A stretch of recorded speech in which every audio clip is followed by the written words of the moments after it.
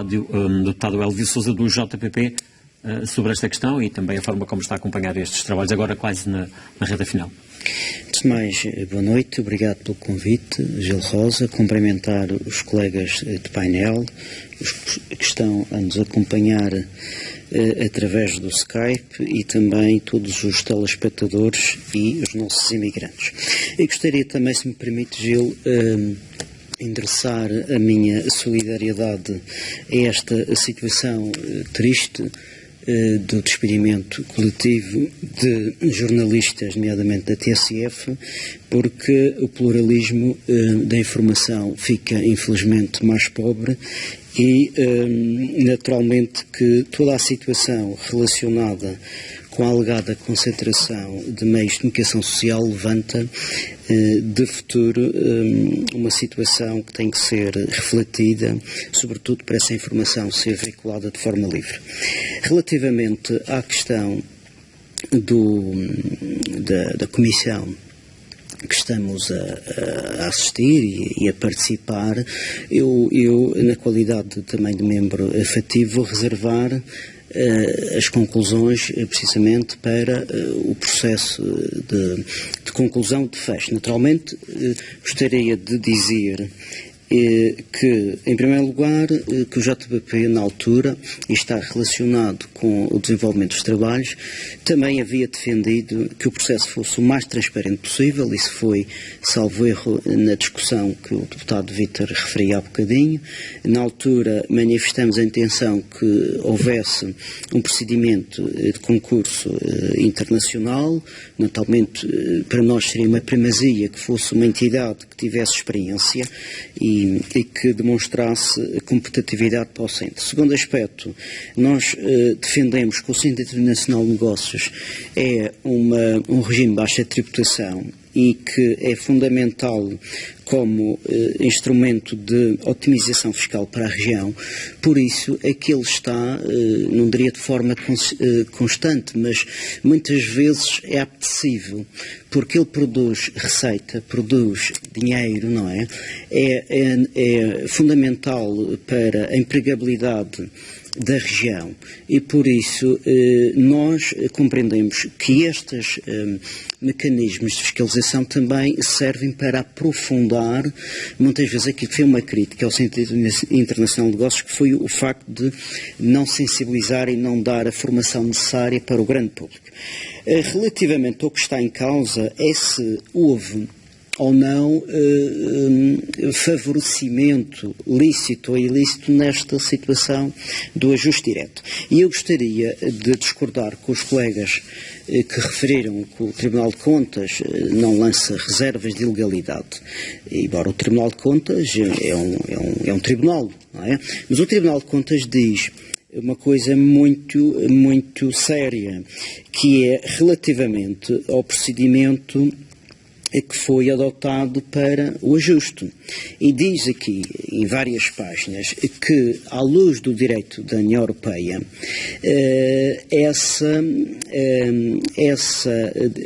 portanto, sendo por conseguinte ilegal a referida contratação nos termos em que foi feita pelo Governo Regional através da Secretaria. E isto é reproduzido de forma comprovativa até a exaustão. Refere, por exemplo, aqui, portanto, que houve a tal diretiva que foi ferida e sempre que se teria de concluir pela ilegalidade da referida adjudicação na medida preventiva. Portanto, o próprio Tribunal, ao dizer que é legal, está a justificar porquê. Não é? Porque houve, naturalmente, a não adoção desta diretiva com as... não estava transposta. Exatamente, mas o próprio Tribunal refere-se a essa ilegalidade. Eventualmente. Isso, a não adoção é outra situação que decorre das responsabilidades naturalmente nacionais. Bom, mas a grande questão aqui que se coloca, a solução foi esta, apesar desses reparos que, entretanto, surgiram. Feito este balanço e esta avaliação, temos aqui o Vice-Presidente do Governo a dizer que este, apesar de tudo, foi um excelente negócio para a região, e eu pergunto-lhe ao Elvio se acha que se pode subscrever esta esta declaração, tendo em conta os números que foram revelados. Bom, para referir se foi um excelente negócio, eu não participei na ronda das negociaças. Não, mas os números são públicos, não é? São eu tive a oportunidade de questionar, de questionar o Dr. Paulo Prada, precisamente, aliás, a própria resposta que ele referiu, salvo foi uma questão minha, do colega deputado, mas parece-me que terá sido minha, quando questionei se considerava que o valor acima dos 7 milhões tinha sido um valor justo. E, naturalmente, as declarações que ele proferiu era de que as considerou do género de saldo, entre aspas, e exatamente. E que, naturalmente, que não tinha ficado satisfeito com esse valor. Bom, o que é que nós concluímos? Bem, ouvindo esta parte interessada e ouvindo o Vice-Presidente dizer, naturalmente, que o valor não foi nocivo para os cofres da região, portanto, estou a reproduzir aquilo que as fontes diretas reproduziram. Claro, independentemente da reprodução, a leitura que o Elvio faz é de que, de facto, as coisas pode-se concluir assim, ou seja, tem aqui uma parte que é o privado a dizer que foi um mau negócio, tem o público, neste caso o Vice-Presidente a dizer que foi um bom negócio.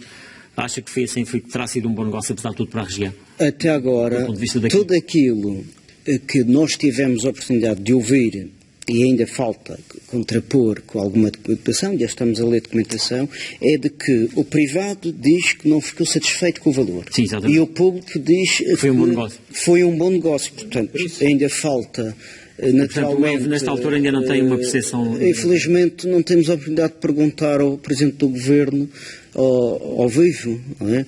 Porque isso já, aliás, eu próprio já... Mas vai ter a oportunidade de perguntar por escrito, não vai deixar de fazer assim? Sim, naturalmente, podemos dizer aqui que é uma prerrogativa, ele tem essa proteção, digamos assim, ou essa... Mas acha que ainda que está a fugir ao debate, é isso? Não, eu já tive... O Primeiro-Ministro nunca foi uma comissão de inquérito. O Presidente do Governo, em 2014, garantiu expectativas, não quer dizer que não as tenha cumprido a 50%, para não estar aqui a fazer de claque, não é? Mas garantiu que ia valorizar o primeiro órgão do Governo próprio da região. Debates mensais, tudo isso que tem acontecido.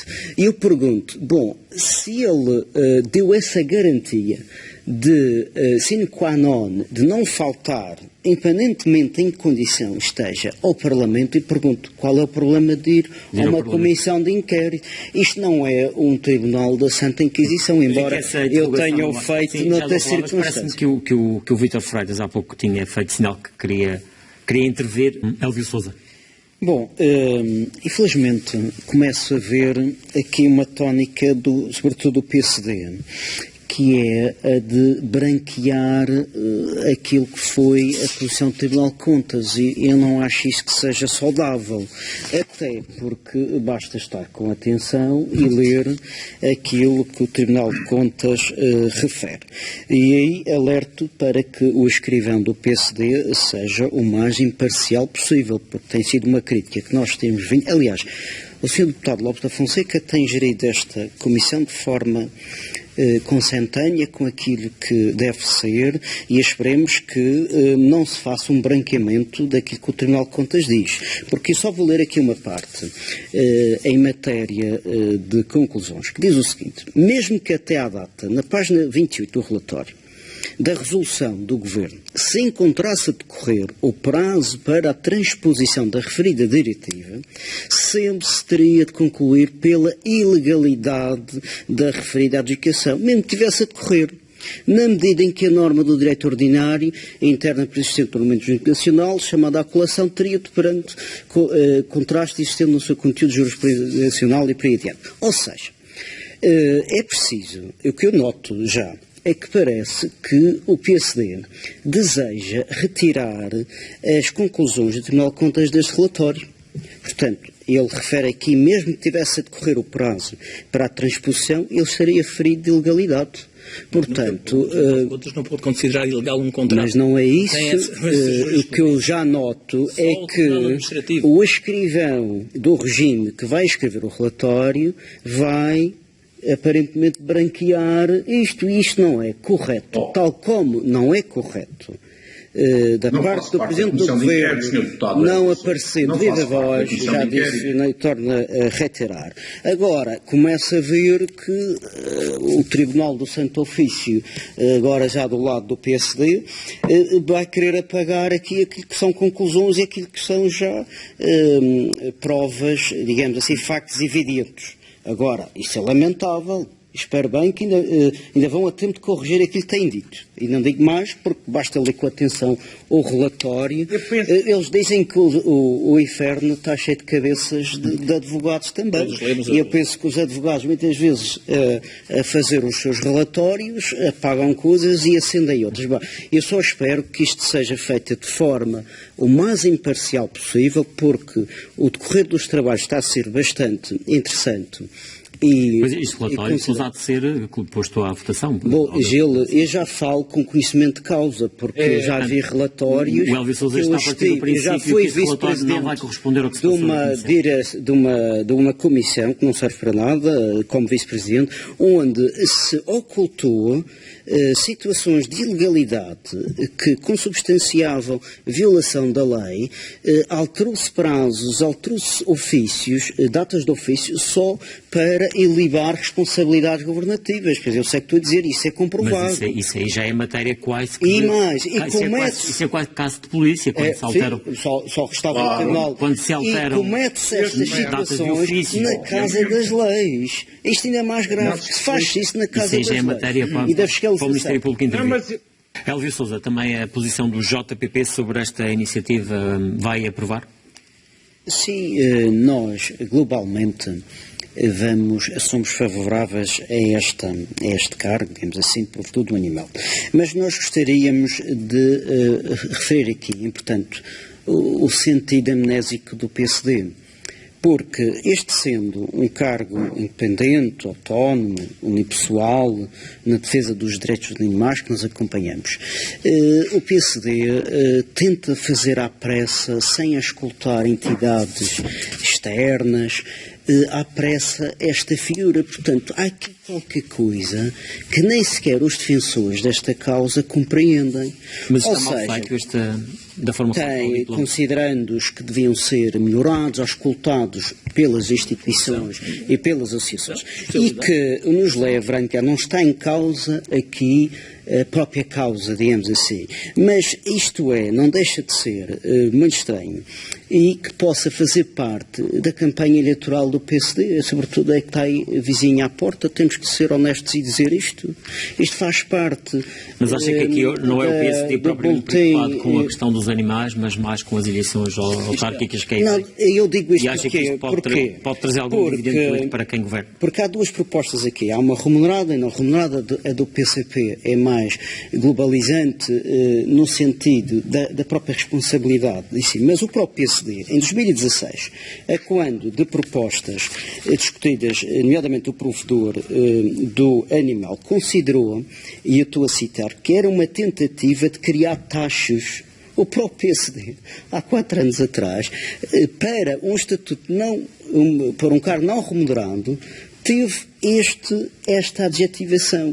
Portanto, neste caso, regressa assim à pressa, sem ouvir as entidades que se debruçam sobre estas problemáticas, nomeadamente as associações dos animais.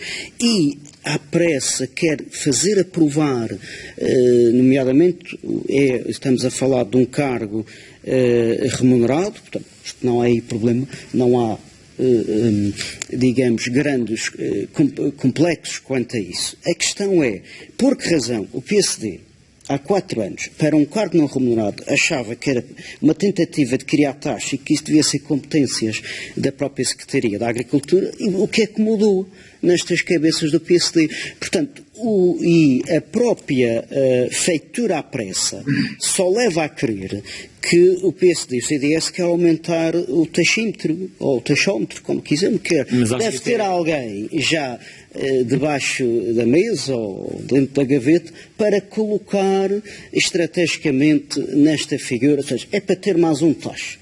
desculpem lá, meus amigos, Portanto, mas essa essa é a leitura que o verdade. JPT Com faz. todo o respeito. Com base nessa leitura, E vai nós estar vamos contra abster no diploma do PSD, porque naturalmente defendemos a causa e achamos que para a defesa e para esta missão não são necessários cargos remunerados, embora admitimos que possa haver, e que teria que haver um processo. Não, e há uma questão, isto é um cargo de nomeação político, diz concretamente a proposta, diz aqui no artigo 8º, salvo erro, designado pelo Conselho de Governo, nomeado, da tutela da coordenação política. Portanto, acha que os animais merecem isto? Serem nomeados politicamente, por amor de Deus. Mas o Helder Sousa desconfia que a solução que foi encontrada, ou seja, a existência de um provedor do animal, nos termos em que a proposta está no Parlamento, sendo nomeado e sendo remunerado, que isso não servirá à causa animal. Não deixa de servir. Eu expliquei que não tem em causa o mérito da iniciativa. Ela já foi chumbada sucessivamente pelo PSD, que até dizia que era para criar taxas. Eu pergunto agora o que é que o PSD mudou a poucos meses das eleições autárquicas para criar à pressa, sem ouvir os intervenientes nesta figura. Portanto, vamos ouvir também aqui a opinião do Lopes da Fonseca. Bom, eu tenho que acrescentar o seguinte. A primeira iniciativa do provedor do animal foi do PCP em maio de 2016. Ponto. Seja remunerado ou não seja remunerado, o princípio que norteia é o meio justo. Exatamente, alguém que... mas o princípio é o mesmo. Na altura, veja, Sr. Deputado, é o mesmo. O CDS na altura dizia que isto era um exagero, ter a papel às associações e por aí adiante. Eu preferia um provedor do ambiente, eu preferia um provedor do utente na saúde, mas isso são questões pessoais. Mas há aqui uma questão seguinte. Porque a praxis do PSD continua a mesma. Talvez esteja mais refinada neste momento. É porque o PSD rouba a ideia, registra a patente e depois, passado assim entre 3 meses a 4 anos, apresenta como fosse trabalho deles. Portanto, olha, parabéns ao PSD. É uma proposta do governo. Os animais precisam, e a causa animal precisa naturalmente deste cargo. O que nós aqui salientamos é que para os cidadãos estarem atentos que o PSD não dá ponto sem nó. Está a fazer neste momento à pressa precisamente porque tem uma intencionalidade de política eleitoral. Isso é óbvio, eu não nasci hoje e a população felizmente também não nasceu Sousa, Lopes da Fonseca... Estamos a meio do mandato. Como é que isto é feito à pressa? Estamos a meio, quase a meio... Eu falei das autárquicas, não falei disso. Bom, Nuno Maciel, Vitor...